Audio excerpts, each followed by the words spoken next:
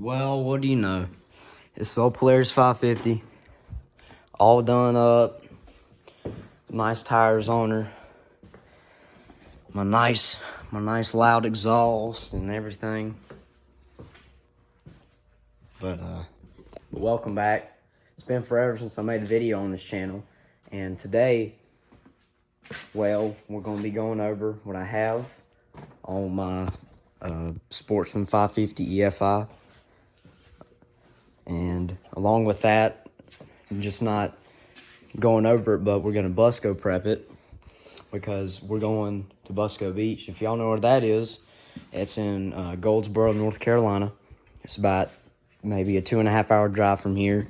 It's not that far, but we're taking the old Polaris to Buscoe. Now I'm going to run you guys over some of the things I have on it. I guess first we're going to start out with mainly the tires. I'm going to start with, you thought these. It's on the old Rex. But I'm going to start with the tires. These are some ITPs, Mega Mayhems. Main thing I like about these is the tread pattern. You got this little, these are pretty meaty, aggressive mud tires. They got that, they got a pretty good amount of tread on there. But they got this little grip, and then they got this kind of like the longer grip on here, and it runs like that all the way down the tire. So yeah, that's what I like about these Mega Mayhems. It's a tire you normally see on like a smaller bike like this. Not so much fitted for your 850s and your 1000s, but I've seen people run these Mayhems on their Polaris 850s, and I've seen them on the Can-Ams. Yeah, but these things are super nice. These things do not float. I'll go ahead and tell you that. They don't make anything float, especially for this is such a wide tire on the back. You'd expect this to float, but this machine, this Polaris, weighs a lot more than your Honda does. Your average 420, 520 Honda. But yeah, so now we're done going over these nice tires right here. I guess we'll go ahead and move on to the riser kit. This is my Warrior Riser snorkel kit right here. These are just the heads on it. This is what comes out up. It's got these vent line holders all the way down the snorkel head. You can run them up through from here all the way up. And you stick them out through there. If you get a good look at them, they're really dirty. But they run out to right there. So that's what I like about these. It's not a huge snorkel bike, but we are going to be raising the snorkel height on them. We're going to probably take them from here, or from here, probably all the way up to here maybe. So that's a pretty big difference. That's over handlebar, but I really don't know any time where I'm going to be going over handlebar deep mud or water, whatever. But yeah, we went over the snorkels. Now, the reason there's 4 on here is those two both connect to the airbox. Your normal Honda, I'll go ahead and take the seat off for you. It snaps off like that. But your normal Honda, they'll have their kit, like maybe they're not their kit, but their airbox maybe back here, right here. For me, this is my belt box right here. This is my belt box, and this is my airbox. So my airbox sits up a bit higher than your normal Honda. It's about the same height as the Can-Am belt box, or not belt box, but airbox. Like I said, this is my belt box right here, and these two snorkels right here. One of them comes down from here, and it'll go through the four-wheeler. See, like this. See, they come down from right there, and they connect. If you follow these two up, they connect right in here somewhere. They connect right in there. So yeah, I didn't really like this design at first, but I've came to like it. I don't think it looks that bad.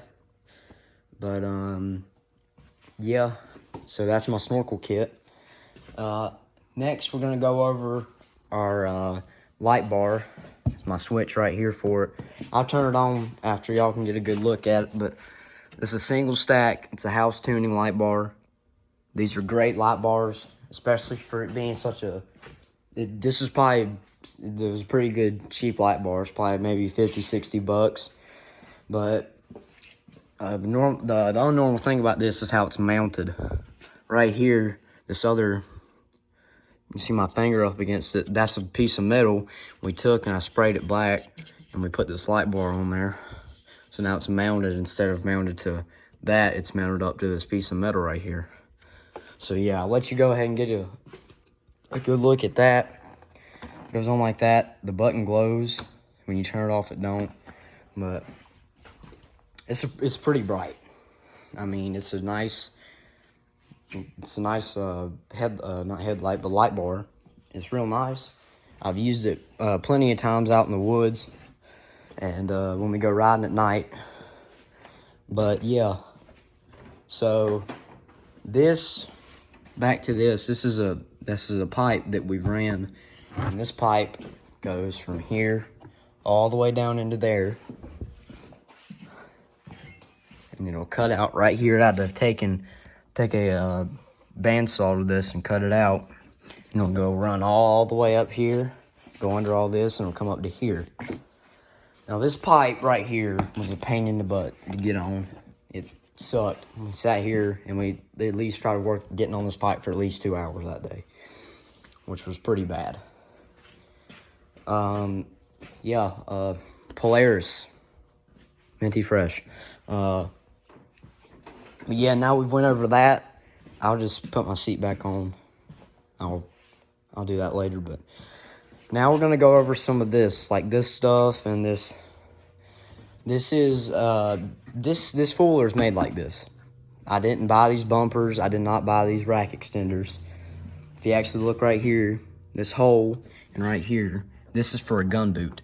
So you put your mounted gun case on the side of this four-wheeler and you can take it hunting. Well, I don't use it for hunting, obviously, because I got the big old mud tires on there and a nice exhaust. So this was really made for hunting. It's got this bumper on here, and it's got these right here. Now, this is probably one of my favorite things about the machine. These hand covers, because you don't really see a lot of four-wheelers with these hand covers on them, or these hand guards. When you're riding, your hand's protected. I'll turn the camera around, but it doesn't really do its justice. But when you're riding, your hand's not going to get smacked, and that's mainly made for when you're going through the woods, maybe hauling a deer. Your hands don't. Say my hand was a tree and it came by and smacked this, it wouldn't smack your hand or your knuckles. So yeah, but this back light bar, this back bumper right here, it's got a nice bend in it from where I broke my axle. This front axle right here, as you can tell, this front axle right here, this is the air-on cover for it, and it broke when I was pulling it out of the hole. I heard the axle go, and it snapped. And then my air-on cover, I think it might be up there somewhere, I don't know, but yeah, but it broke. So then I had to put that on. It's held up ever since pretty good through some holes. I fit some really nasty holes on this thing, and it surprised me. It's got a lot of horsepower. It's not that bad of a bike. People talk about Polaris being a not so good company. Well, I mean, that's whatever. I mean, I get trash talked by the Honda owners. But moving on from that, whatever, we got this really nice big gun Ecosystem ES exhaust on here. It sounds really good.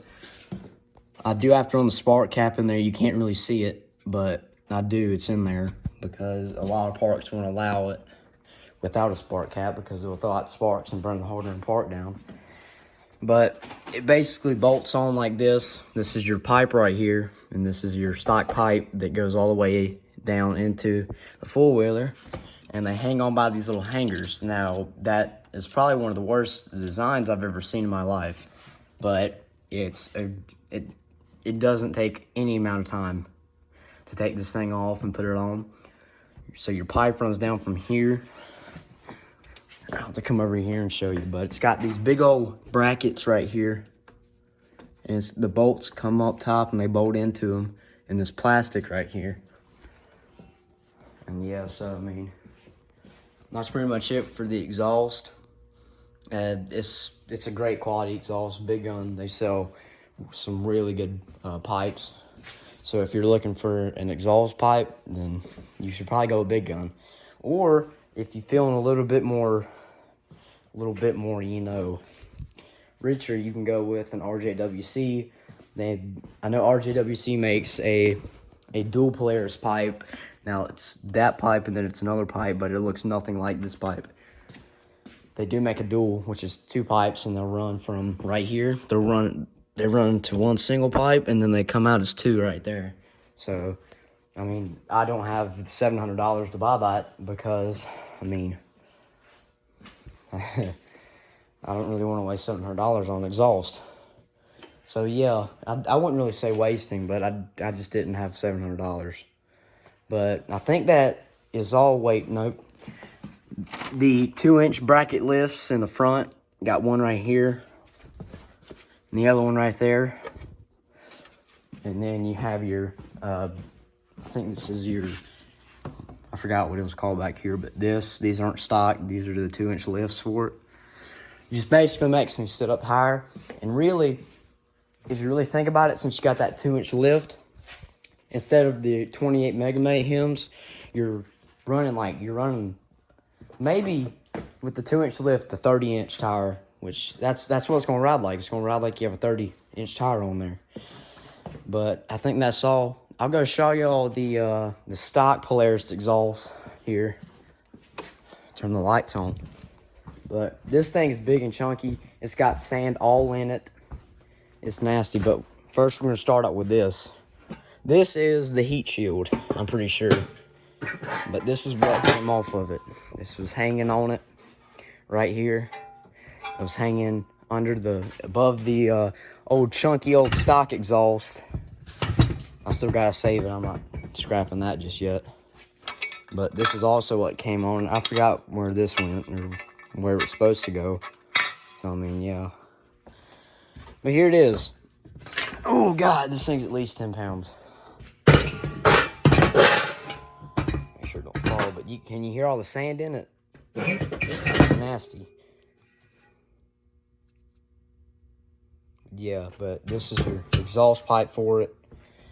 This is your stock exhaust. Normally on the newer ones you got this, and then you have another one over here. But that model 4-wheeler is 2011. It's not no 2017, you know. But these are where the hangers went. Right here and right under it, but they'd hang like this, so they hung on the back of the exhaust, or they hung on the 4-wheeler like that. So yeah, I mean, that's the stock exhaust for you. It's nice and ugly. I'll show you. I'll let y'all listen to this, all the sand in it. I don't know if y'all can hear that, but there's a lot of mud, sand, and dirt in that thing. So yeah. I guess if we want to, we can go over the T-Rex too, the Kawasaki. I've had that. We've had the Kawasaki, the T-Rex, longer than we've had the old 550 over here. I maybe hope to upgrade my 4-wheeler one day, maybe an 850 or a 1000, but who knows. But we'll go over this. So I think this is a 2014. It's a V-twin EPS power. Electric power steering, obviously. This thing's really nice. It's got all the bells and whistles for you. But this thing's stock is a whole nother story. It is probably one of the best stock riding machines I've ridden. It's great just to go cruising in the woods on trails. But if you want a good mud machine, this is great. So we're gonna go over the wheels and tires for it. I don't know what the name of these are. It just says MSA or something on them. Right there, see it? But it's got that little star in the middle. But these are 34-inch Moto Havoc tires. They're really nice. They're about, I don't know, maybe 2 foot tall, maybe 2.5. But these are some meaty tires. Not really compared to the old Mayhems, but they're really nice. These things work great in the mud. They're amazing. So, I mean, that's all I really got to say for these. They got some nice tread, but they don't ride too good. They don't ride the best. It's a really bumpy ride. But this isn't a stock winch. We got this put on it right here and all this. Now, if we've broke that, we have that winch cable, or not the cable, but the rope. And then not this rope, but this rope right here. We've snapped that and we've had to tie it back. But yeah, now done with the tires and the winch, we'll go over the lift kit we got on it. This is a Super ATV 6-inch lift kit. And we got the Rhino brand axles on there. Probably some of the toughest axles you can probably find. We got the new ball joints in it down here, the $600. And we spent on those. That was ridiculous. Yeah, that was really ridiculous. We got a light bar dual stack. Let's see. If you want to get up in this thing, make sure there's no more sand in the door. But this thing holds sand pretty good. Ooh. But this is, I mean, it's big. It's huge. I've drove it before, taken it through some holes, and it handles amazing. Your lights, here, I'll turn the key on for y'all, but this is all you get right here. So you have your 2-wheel drive, 4-wheel drive, and then diff lock. You hear it changing? Like that. All right. Obviously, your brake, your gear changer, and your, I guess that's your bar to hold on to. I mean, we got about like 5 different ones in here. One over there, one over there. You can hang on the top of the windshield if you want to. We got this.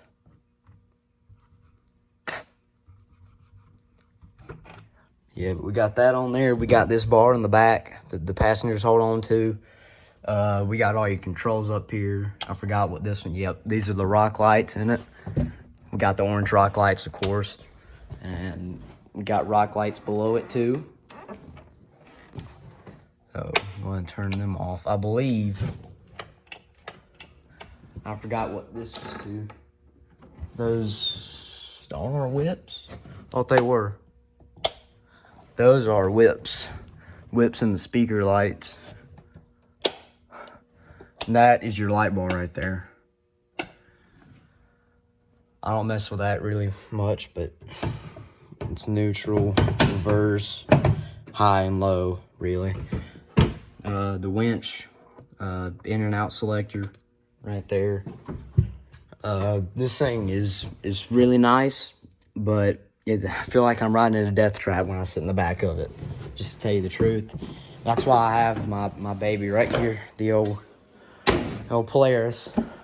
Go ahead and turn the key off. But yeah, this is the rundown of the T-Rex right here. The 800cc V-twin electric power steering too. But yeah, that's pretty much it for the T-Rex. This thing stays ready all the time. All you gotta do is put gas in it and go. It does have the stock exhaust right there. It's got your hook. Just throwing it around the hook and you just get pulled right on out of there. It's great. We got this backup light right here. So when you put this thing in reverse, this backup light will come on and say, hey, I'm backing up. Start backing up or I'm gonna run you over. But yeah, that's pretty much all for the old Kawasaki, the T-Rex. But the four-wheeler's pretty much ready too. I might pull it out tomorrow and maybe give it like a nice little rinse off or something. But yeah. So I'm gonna put the seat back on this thing, and I'll give y'all a little startup of the exhaust. All right, so we didn't start up straight pipe when we got it because I was afraid it might have been the valves. But here we go. Turn the key.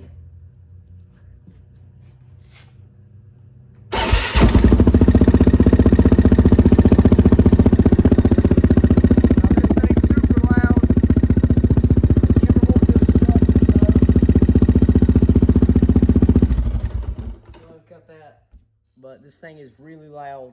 The camera does not adjust to it, but this thing is ear raping in real life. It is. You can ask A&L Landscapes, Logan. They were over here just a couple days ago, and I started it up for him, and he said, "God, that thing's loud, man. It's gonna be nice." And I love the exhaust. Also, with that new exhaust and everything else on this, when we go to Buscoe, which will be what's the 18th to Saturday, I think. We'll leave the 17th for Buscoe, and we'll head over there. But we got, well, don't tell them I told you this, but we're going to be doing a dual vlog at Buscoe. So the 550, which needs to be greased really badly, and the 420, which has he's got your snorkels that come up right here, your Outlaw 3s, which are a really nice meaty tire, and that's pretty much about it he's got on that thing. And he's got rims. I just love stock rims on there because I think stock rims look good with this. So yeah, that's all. I guess I will see you guys maybe Wednesday, maybe Thursday, probably Thursday. I'm gonna update y'all that night before we head to Buscoe, and we'll take off that morning. That's all for now, and I'll see you guys later.